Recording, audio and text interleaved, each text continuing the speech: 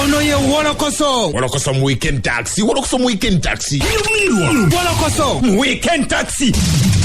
Savugidewa ani gwe bakutenani ani yakumenya ukani yonna mu Wolokoso. Wolokoso Wolokoso Wolokoso Wolokoso Wolokoso Wolokoso mu weekend taxi.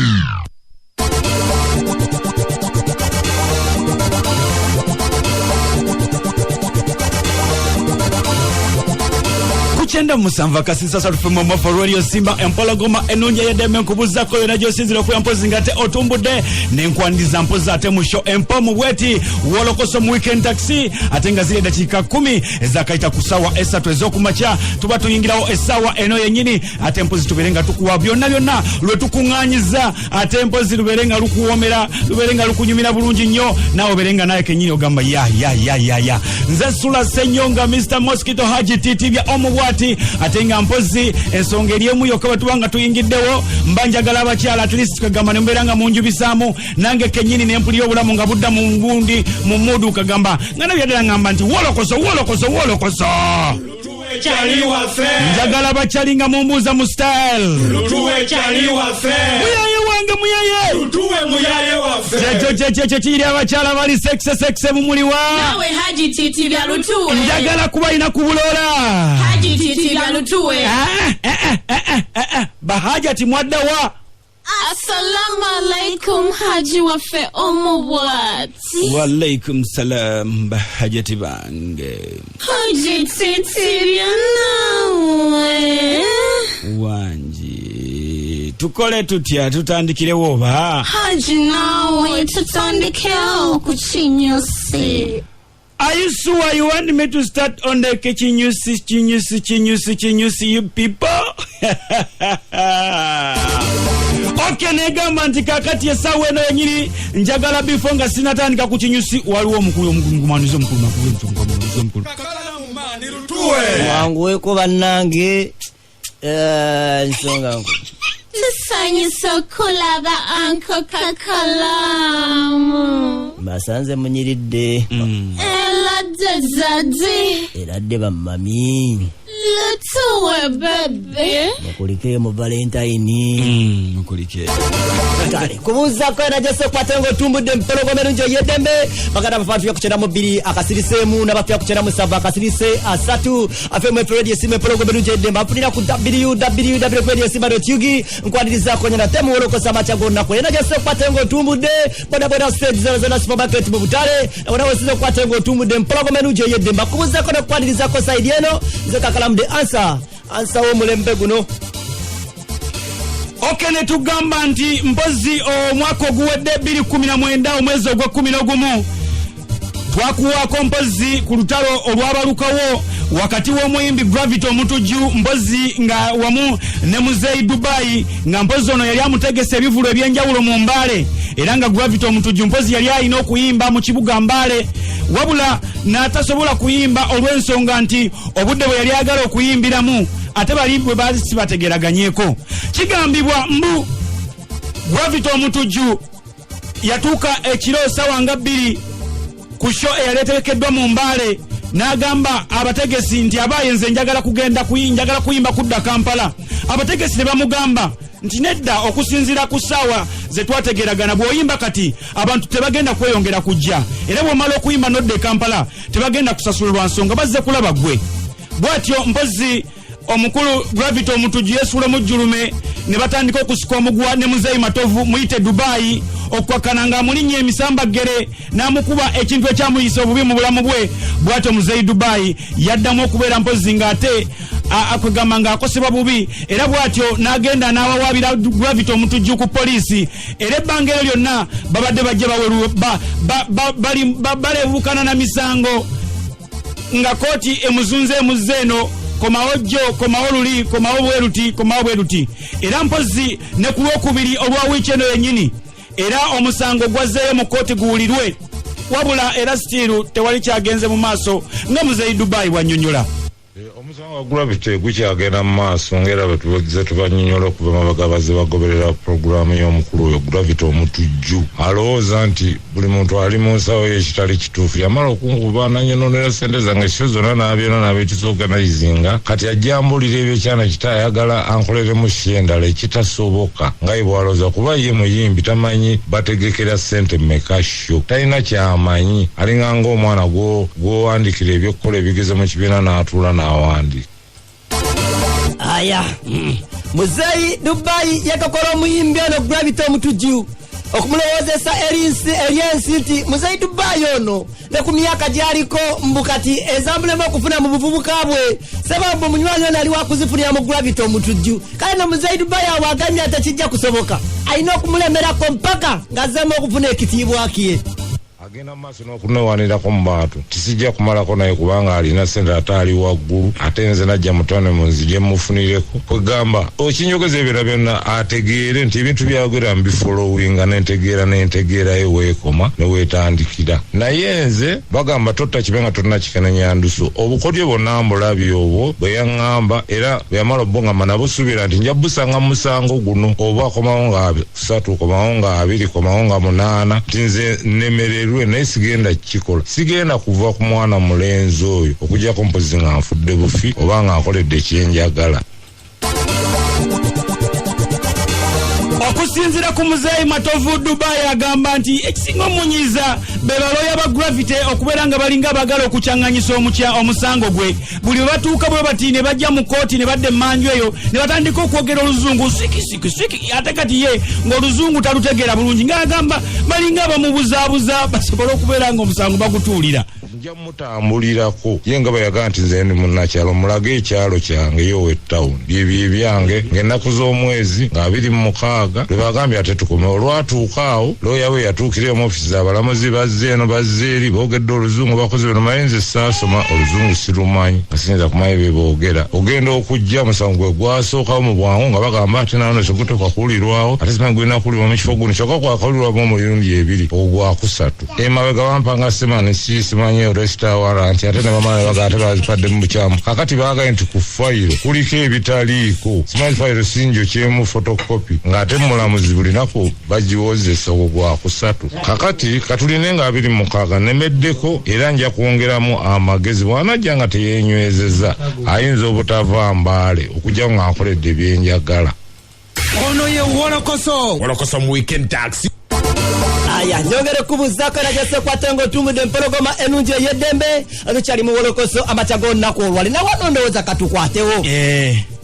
Naye nga teweerabira nti mpozi osobola okubeera ng'otufuna ku mukutu gwaffe ogwa Half Cloud n'obeera ng'otufollowinga bulungi nnyo singa pulogulaamu eno bw'ogimisinze oba genda mpozi ku YouTube channel wala eriteekamu ekigambo nti Bokati TV ojja kubeera ng'otufuna bulungi nnyo oba teekamu kakalamu times eya TYM Z obeera tufuna bulungi nnyo oba ku Radio Simba TV ojja kuba mpozi ng'ate otufuna bulungi nnyo tugere maaso. Aya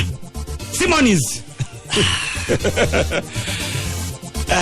basebo ne bannyabo okusaba okwenjawulo okubate nga tutangira olutalo sematalo olw'ebigambo oluyinza okubate nga lubalukawo assaawa yonna nga luli wakati w'omukulu omutegesi w'ebibula amanyiddwa nga Abitex saako n'omukulu amanyiddwa nga Charles Oliem abangi gwe bamanyi nga Sipapa. Entabwe eva ku mukulu Abitex ono kutandika kukwata ku mukyala wa Sipapa amanyiddwa nga Serena Bata bw'atyo n'atandika okupepeya naye.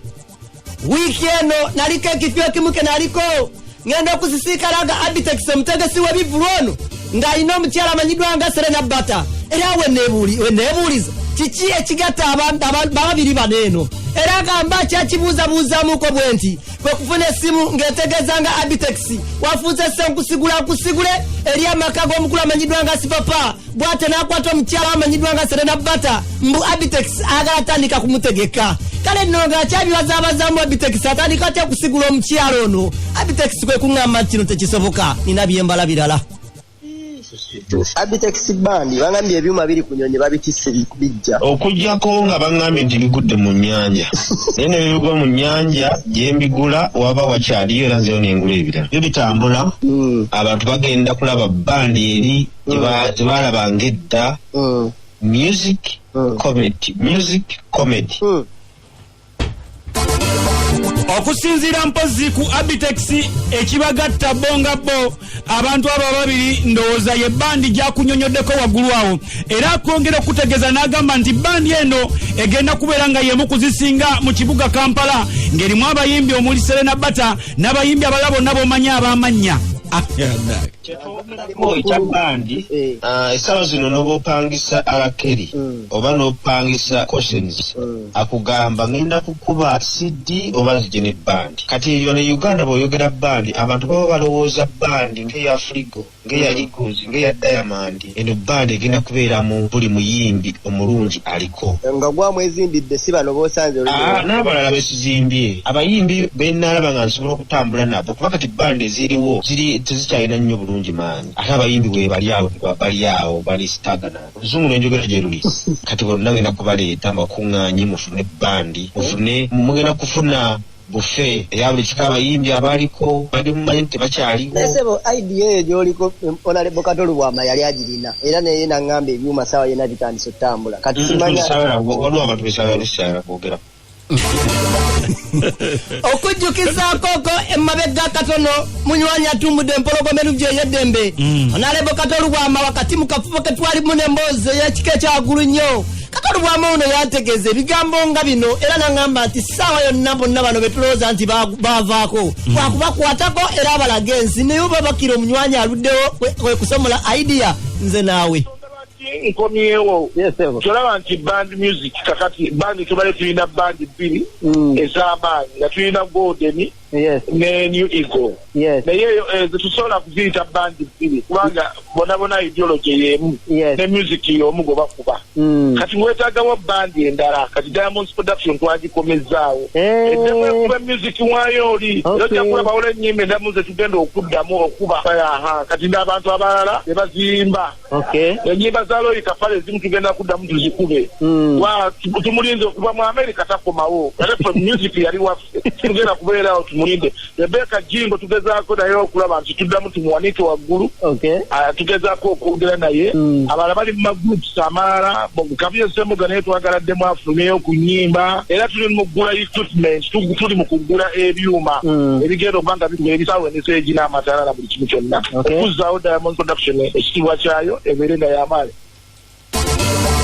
Okusinziira mpozi ate ku Abitex yenga ye omutegesi ajefunye omwami Honorable Katolu Bwama n'agamba nti Katolu Bwama ne bw'aba afa atya takyasobola kuzzaawo bantu bayimbi abalina amakulu abalina okwegamba music ow'omulembe lwa nsonga obukodyo bwamuggwako dda takyalina skills zisobola kuhandolinga bayimbi abaliwo kati ensangi zino nga ba John Black. idea yazaliwa nayo kati goba omulaba oyo akyalina sikiro ezisobola okukola bandi abantu ne bagibeeramu sikiro zamuggwako bino byataaga nga ffe abasajja ba man of all season ebbanga lyonna tubaddewo tetuvaawo ne lwolaba tubanga abataliwera tubeerawo lwakuba tuba tulina kutegeera nti weetuli kakati oyo atasobola kumanya nti omulembe gwa music gwakyuka ba John Black be baliko ye naavaayo n'agamba obusi bayimbi ng'ate abawagizi bakugambye nti ye muyimbi waffe ajuza freedom city ng'ogamba nati si muyimbi kati goba omulaba oyo akyalina sikiro ezisobola okukola bandi abantu ne bagibeeramu. Abitex tubadde tumumanyidde nnyo mu kupromotinga ebivulusa si muyimbi kale no Abitex agamba nti bantu kukoowa wabula bangi be yazimba era wekuba nti Serena Bata kugwa mu golodi bakira agudde mu Abitex ambasa bwati ngo mu bisiga kakati sirowoozaayo nti omuntu osobola okubeera nga olina omulimu ogumu osobola okubeera promota osobola okubeera nga olina kampuni etunda amataka ate tekitegeeza lwakuba nti guno omulimu nze ogwange gwendimu nti ndi mu kintu kyenjagala ndi mu mulimu gwenjagala ate okupromotinga abayimbi ndabira ddala nga kisobola nali nakiwumulamu kuba abayimbi bamanyi si bangu okupromotinga abayimbi dde ebiseera bingi tukyatunda teepu mujjukira bayitunda teepu muleeta album n'ogigula n'ogipromotinga abantu muyimbi ne bamumanya nafulumyako ba Twins mudomo nafunye nze ekyana DJ Michael ze namufulumya nafulumyako Spare Tire nenfulumyako Mamuli Katumba ebyendola ezo ennyimba teri atazimanyi mu matu g'abantu nenkola Queen Florence omulenzi yansiima oyo ze namufula kyali bayiwanga obamanyi bajja bagonda naye okufuna entutumu ne bakola amalala. Okusinziira mpozi ate ku Abitex Promotions yakugamba nti ekya Serena Bata okubeera nga mpozi mukyala wa Sipapa Entertainment yagamba tebimulya tebimukwatako yetaaga ekintu kimu kyokka kitone kyokka talent gye ngamba enkulu ya Serena Bata abadde mu Sipapa Entertainment kati walayo abantu egamba lwaki ye oyo abaddewo ate nga wedda alinako ne wasinzidde noga nti at least alinako omuntu ono amuteekamu ssente lwaki guwanonyeeyo kakati nze essaawa zino ndi promota ate ndi manyi okusipotinga talent owulira bentunuulira kakalaamu ne mulaba nti asobola okubeera obungi ku TV era program erina kubeera bweti nyina giteekawo mu budde buti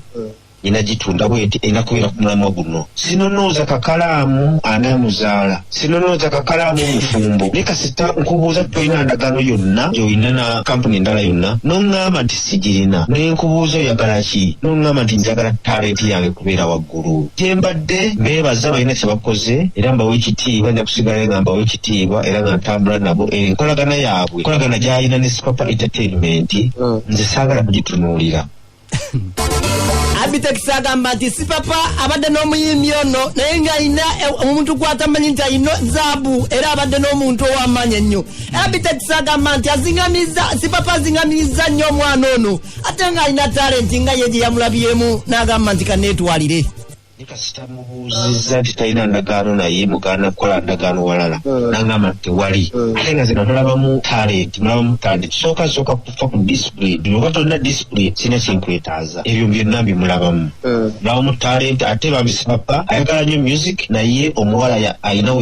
we yawagamira ate nga ndaba nyina obusobozi obumugyamu ne muteeka waggulu n'abanga abayimbi ab'amannya abaliwo lwaki abantu bakifuna muli mu relationship endala mulina obumodimodi mwekozeeko mulina enkolagana enjawulo gye mwatandiseewo kakati no kakikugamba okitegeere Abitex benkuwanga ekitiibwa nenkuyita mwannyinaze oba maama bankuwadde ekitiibwa ekisingirayo ddala okubeera ekyaki kakati gwe bwoba olaba ddala sobola okutunula mu maaso ga gwentwala nga muwala wange ne mbaako ebigambo eby'ekigwago okutuuka bugwago okusinziira mbazi ku Bajo okusinziira ku Bajo event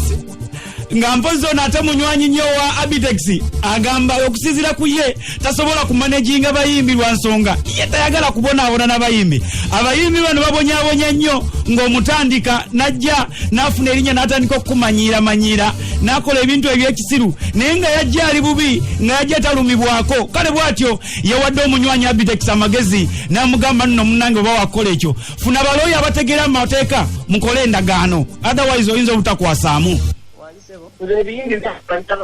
ebiyimbi birina amaalo bijja byego bwebikola ebya nemala ebisinika amanyi nadamu kutusambalaza abantu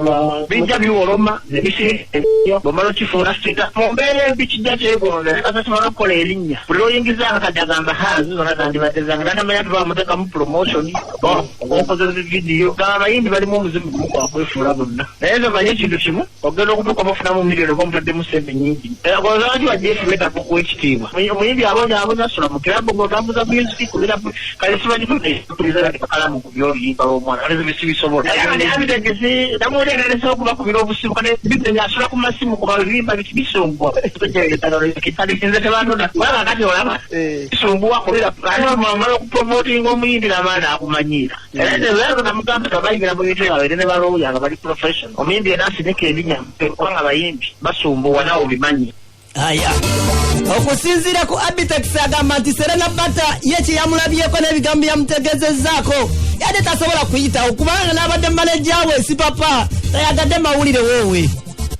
Sipapa mukwano gwange oyo Sipapa ayagala nnyo amawulire ayagala nnyo ebintu ebyononesa ate nze sirinaini twagala muziki gwe guba gwogera tuli ku muziki sigadde titubinaako mutawaana contract zenkola n'omuyimbi ebiseera ebisinga biba byakyama biba tebyetaaga kwogera ku public naye wakyomanyi nti contract weeri era tutandise okumuwandika ennyimba tutandika olunaku olw'enkya era bayo olwokubiri oluyimba olusooka lujja kuba luli out ne video wiiki ejja lujja kuba eri out tugenda kukola ennyimba 10 songs okutuukira 31st alina okuba ng'awambye amayengo ga TV ne terefayina ono ye wolokoso mu weekend taxi wolokoso mu weekend taxi zavugiddewa ani gwe bakutte naani ani yakumenya ukani yonna mu wolokoso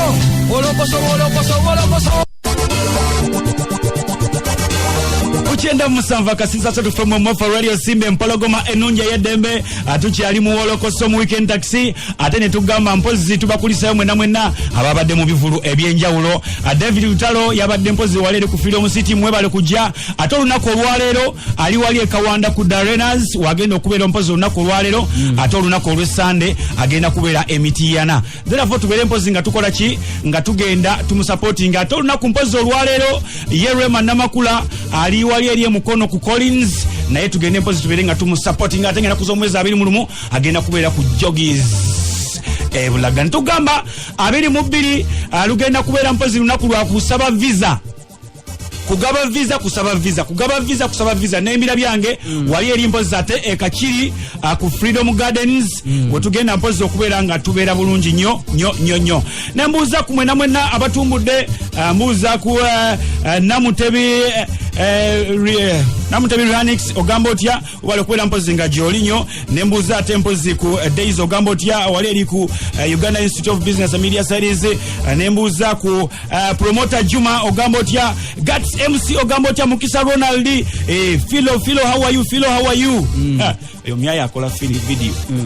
wakabinyo ate mpozi ne tugamba waneno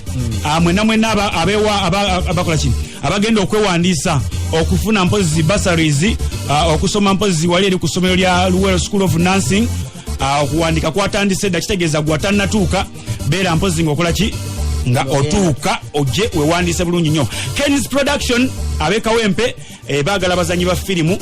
gwe naye ngo yagala okuzanya firimu agenda mpozi wali ekawempe ku Ken's Production oba osobola okuyita ku noti 7 noti 3 45 23 21 remote control noti 7 noti noti 7 noti 3 45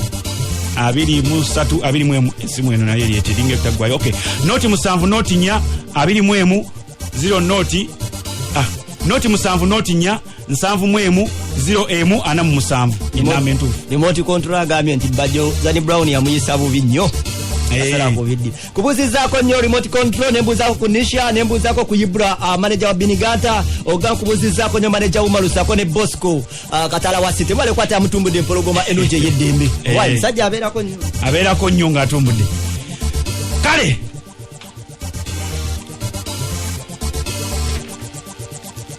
Clever J nga ono mpozi mumumanyi bulungi wiki ewedde era nga mpozi yalabikawo ku stage y'omu Kampala wano era abadde ajja kuba omuziki bw'atyo mpola mpola.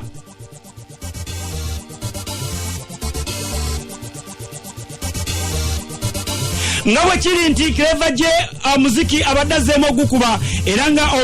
akatambi kwabadde asinga okutambulira ennyo giyite oba omugendo kwatambulira ennyo kati gwe gwa Yesu oba oliawo Yesu mpozi yabadde amuviiriddeyo asobole okubeera mpozi ng'afuna manager mu managinga obulungi gwe bayise mu Namasaka era ng'ono babadde batuuse ku kukkaanya nga bagenda okubeera mpozi basayininga endagaano egenda okubatambuza obulungi basobole okuyita obulungi mu mbeera asobole okudda ku maapu wabula ne bitagenda bulungi nga bw'owulira wano. yali yansaba kodde okubeera manager we atera nnyo okujja ku bivulu byange n'ayingira ku byuma byange edde songa bwogitabo nakwate ku lutalo netukaayana kikyavaamu mulamwa kati nasooka nasika naye nakula olwaleero badde ndi wange wakanajja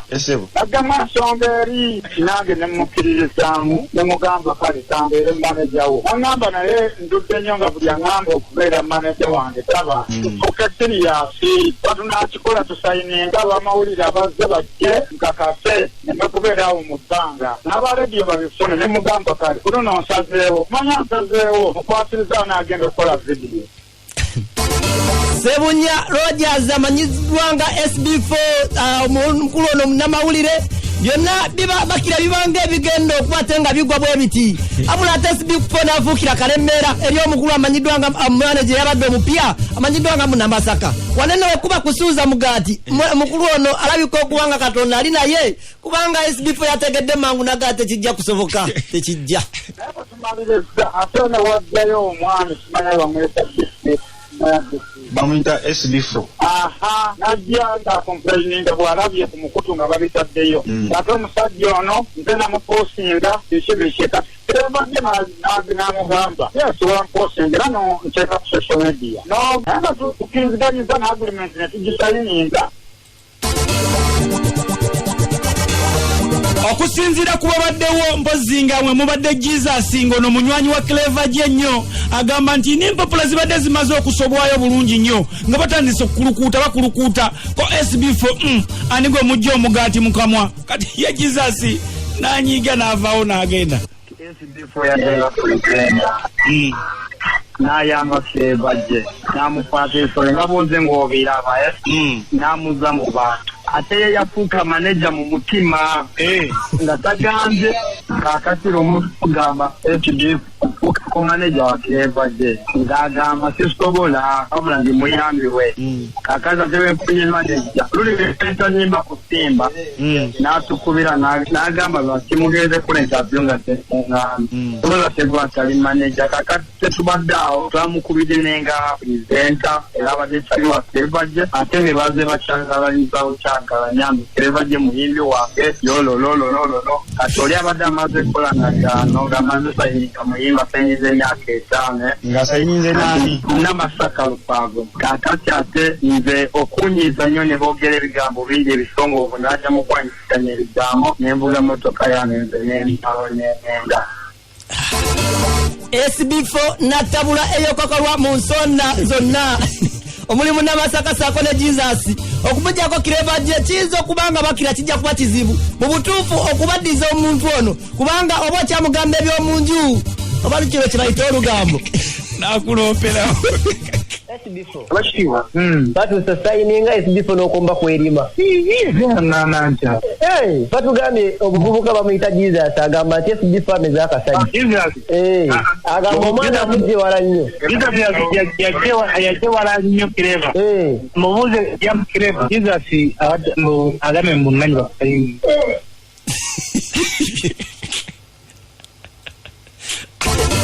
okusinziira mpozi bwe tulaba ensonga eno tetumanyi gyegenda kuggwera lwa nsonga omumizi n'omuwulutanyi basisinkanye era nga bwewulira wano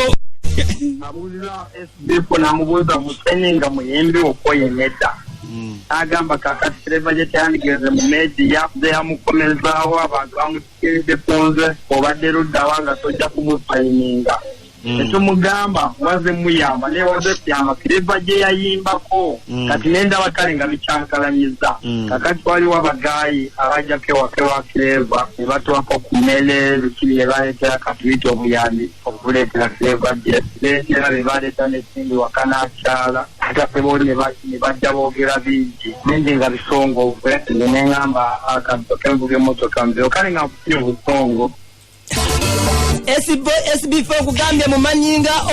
omunamawulire kati ate okuba mu ntalo z'okumanejinga omuyimbi nga Clever J kiba kineetagisa okubaawo n'ekibuuzaawo wagende wa Clever J nga munamawulire nga manager mwayagala kumanejinga muyimbi je kyakutwala ekyo nagenda wa Clever J munoonya mukwano gwange noonya omuntu oli gwe nali nzikiririzaamu nga kikyamputa emunoonya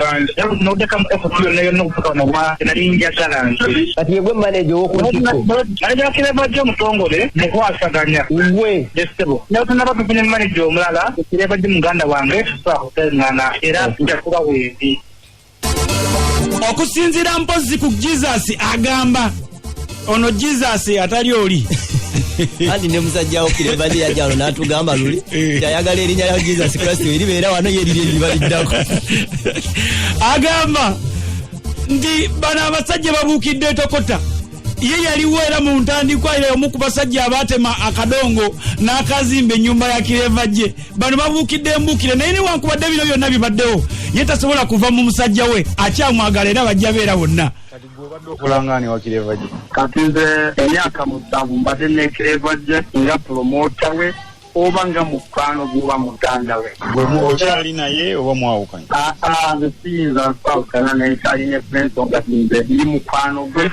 ate nze muyange wasooka basigadde bonna anga n'ennyumba mwali yazimbibwa ku maanyi gange ate mwagala temwagalizayo so ne bwe wajjawo ebinyiiza nyigamu era nenzirira muntu wange kwensonga ti obuzibu bwe mumanyi obadde wamufunidde mu Namasaka oba mu Namasaka yazze yekka era nze yamufunye okusinziira ku muyimbi Clever J agamba nti yadde babadde bamaze sayininga contract ne omukulu amanyiddwa nga Munamasaka abula kirabika Kagari SB4 bw'atamye ayitako okuba ate nga tamotula mu contract eno Ngai. Nikileba uno na yendi wano nayo. Lesa pa. Neba le baba. Ngale baba. Chiri yawo. Kubanga mpologoma Kutawa uya bala agatufunye enti wado funye manager akusayininga. Uona ila anga ndaba ali anga. Manager ali anda SB4. Tutagenda kwongera tukikati sewa kosancha. Nenga contract yetu sayiningidwa. Kale twagati bifadde. Tuze mukizo kudamu kikolanga pilina. Katijiza sakolanga alikusaidia. Promoter. Kwanza ekera chokera nani katika mawili. Mwalimu kutemba kwange kita tena kwa unga tusawo cyamutandi kwa kuvuka batatu. Wow. Shegeza achali muntu. Okusinzira ku manager Mbozi omupya mu Namasaka agamba sanga baba oboli yawo ekintu kiringa ekiwedde ne wankubadenga yasose kwesikamu naye babisootinze era wano endongo kakundiri agenda kutandika kaalo ku kaalo lukoba ku lukoba. Akati oluvanyuma afunyamu okutyanga ndaba oyo gwogambye alesemu ngaasika omuguwa nenjira n'okwagala kivaamu naye omuyimbi n'angamba nedda tokivaamu ono tiyansayininga naye yanyamba n'ansitula era saamukodde mwogeddeko ne mumawulire nkyatambula naye banga singa yasalawo nti manaja wange ate sandivuddeyo kunoonya muki manaja mulala nentuka nomugamba nsayininga ate yagamba tukozese agreement y'olulimi bashanze sokyanjagala kiba bitobozadde mukama wange kati kitegeeza kireva gye mutegeragana agenda beera nga ali under management yo netusayininga n'okusayininga naye tuzikola n'azisayininga buli kimu kati kibadde kimazemu amaanyi kyoyo kujja ntagala bintu byakukayagana singa SB4 teyabadde nattabula mu kusooka singa mukulu kireva gye yagudde dde mu bintu era bino bibadde balina okutandikirako tutandikiddeko era kukwata nyimba vidiyo n'okutandika okulaba social media zammwe tutandika okuba nti ziwanikayo omuvubuka tetubaddeko kuba waliwo oluyimba olwakoleddwa vidiyo lwensanzewo naye nga abaga tibalukoze bulungi nnyo kati ne mugamba tukwate olulala kukina kiriwo olube nga tusobola okugira mu pushing eno eriwo. Ono ye Wolokoso mu weekend taxi. Okay, nyongere kubuzaako era gyeso okukwata ng'otumbudde empologoma ennungi ey'eddembe gubuzizaako nnyo mukulu Michael Martin munamawulire waffe wano agamba ajagala ku managinga kireva gye bangi nabasaba wano managinga kireva gye nga bikyalimu ebintu aliwo nembowa naye agamba nti nenjagala mu managinga bangi baagala okukwata aba managinga mpolampola kale Kaseki nagamba kwali nnyo Young D kwali nnyo ate mpozi netubuuza ku bannaffe abataddemu ensimbi oba abaguze edde emmeeza okuva wali eri ekakiri omuli Nkufex Company omuli One Love Photo Studio Bam Real Estate Developers Honorable Kasita Bukenya MP2B Busiro baguze edda tiketi 10 era nga bagenda beera nga bazigabira abo ku kyalo kitegeeza nawe wenaaliyo nga tonafuna tiketi yo wandibadde wesorting out tugende ngenda kuza omwezi 22 tulonkinga oba tufune visa wali eri mpozi ekakiri mu Freedom Gardens. Okay. Yeah. Olunaku lweggulo lwetoleddwa ebivulu ebiyitirivu naddala okwetoolola ekibuga Kampala mu ngeri y'okujaguza olunaku lw'abaggalana omwabadde Ssuuna omulangira Ssuuna ku Otospa emunyonyawo Maro yabadde ku Misiu Gardens Nsambya omunayigeria Rudboy yali oyo eyali mu Peace Square yabadde ku Cricket Oval Harmonize Sakore Sauvado nga weze emyaka 10 yabadde ku Airstrip David Lutalo yabadde ku Freedom City Ebonies yabadde ku La Bonita ne Rema Namakula yewe yabegatiddeko nakola ekivulu ekyabadde ku Hotel Africana Parking ekivulu ekyamutuse okukwata nga amalako emyaka 7 mu nsiko y'okuyimba era kino kyekivulu ekyamakins kubeera nga awezeza ebivulu 3 bukyanga atandika kuyimba. Show mu butongole yatandise ku ssaawa 3:09 era nga Rema Bakira avira waggulu okulinnya ku stage wansi abendulu netta abawagizi abakira abazze okwatenga bamuwagira muno abazze okwata bamuwagira muno mwe babadde ne right honorable speaker wa Uganda amanyidwa nga Kadaga asako n'abagizi bangi nnyo. Yes, wano bakiranga Rema abakuba mu bbali omwabadde lino mi banyabo Yusi wa Mango mukyuzi n'endala nyingi ku dakiika ku ssaawa 3:47 bwato mwana muwala Rema era yayongedde okubeera mpozi ng'akubawo performance endala eyakabi bwato ng'agenda ayita abanywanyi be yagenda ayimba nabo ennyimba ez'enjawulo nga muno mwe mwabadde mwana mulenzi Chris Evans bwe batyo ne bongera okukinnokeza wamu omuziki ne gwongera okutabira wali eri mpozi mu ddoomu ku Africana.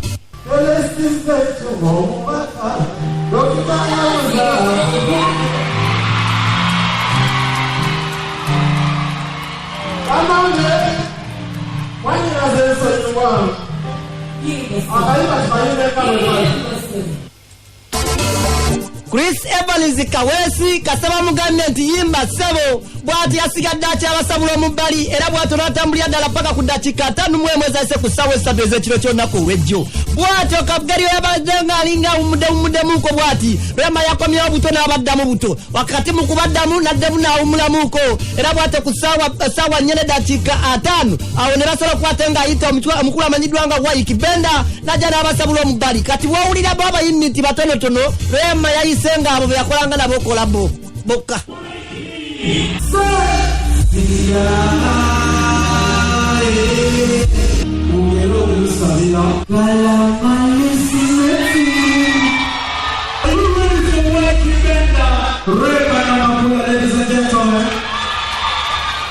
Abadde n'abakulu bano aba Kampala Boys baganda bafa bali mukuwuliriza wano Mr. Lisojo okuva mu B2C ganze bampita deliver tulio okuva mu B2C ate ero no bamuyise Bobby Lash okuva mu B2C entertainment we wale kusimba nda basanga bagamba maliza shasuti ziddawa mwezi jezile waka jezile singanda okay then now sebo ngamukwana kwa osoita eka anyway no abo brush asawa zino katulibaka stage owuliranga akasirikiro wekali ekimisingawo ate wali kimisingawo kubanga okusinzira ku production nga plan yabwe yabadde eri oba yabadde yimiridde wekitewe kiri weba kiplaninze so okusinzira nga bw'obawulira ate mpozi nga kyekyagenda ddala mu maaso wano omukulu Hamza Sebunya naye yalinye ku stage ne yeebaza mpozi abawagizi baabwe okusinzira nga Sebunyazi bwe babeera ba Sebunyazi. Mwebale ddala. Thank you so much. Thank you for being Your performance, God bless you. You are very outstanding. Thank you so much. Thank you. Mwebale nnyo okusanyuka, mwebale nnyo okubeera abantu balamu, mwebale kwagala Sebunyazi, mwebale kukwagala. Nera nabera ku kyo kya mu bivulwe obotamulo nakukwate santi ntaba interview ngabule dakiika 5 kweresa omukaaga ezetumbiri ekiro ky'onnaku ekyakaza onnaku olwaleero sheno yakomekereza era wakati mu kutambula bwenti omuntu gwe nasinze okubatenga nzisinkana gwe nasinze okubatenga ndaba ye mukulu wa muzono era ne tuwayawaya buwa bagamba obadde obutini nnyo bakira ne bamunsomolako ne bamunzijjako abatuuliriza ku programu Olokoso Radio Simba tulina omukulu wa mita Haji Hamza Sebunya Haji sawa tumuzaako Simba balamusiza mwena mbaagala nnyo abali ku programu Olokoso Radio Simba saba tutemeratemeramu okusinziranga gwe olaba esho kuba guno omulundi gwakumeka ng'ojja mu shows ngazi ono mukyala wange mbadde nomusupportinga no as in mu show musical shows waliwo attendizeeko musical shows yes I've attended some okay so kati eno kyanjawulo kikyolayo mu shows endala zinadde he has to go. Thank you. Abada amaliriza ya Olokoso yokka agende. Bambi muleke. Okay. Yeah. No, let him be. Thank you. Please. Mutima mulungi. Bambi muleke. Atusibule kale. Mwebale nnyo okutuwuliriza mbaagala nnyo. Bambi mwebale nnyo kujja kunsatinga first of all. Mwebale kubeerawo. Mwebale kunsupportinga many of you munyambye at promoting era kitwala nti mukozi omulimu munene nnyo ku numbers zetubadde nazo wano bantu batudde ne banyumirwa mukozi omulimu gw'amaanyi mwebale nnyo mwebalire ddala. Wezezako nyo mwana wezamita City Tycoon ali mu USA atumbudde empologoma enungi eyeddembe nembuza mpoza ataawo hajati awo wasenyonja awo mu kirokolaawo bile bifaananyi awo kubuuzaako nnyo nembuza ku musisi bisolo. Thank you let's go anange nave nefuga ate bannange bakyala mwe mubeere nga muyiga obukodyo obwo kubanga Rema kakati wano ekintu yakivuga ekintu yakivuga. Thank you, let's go.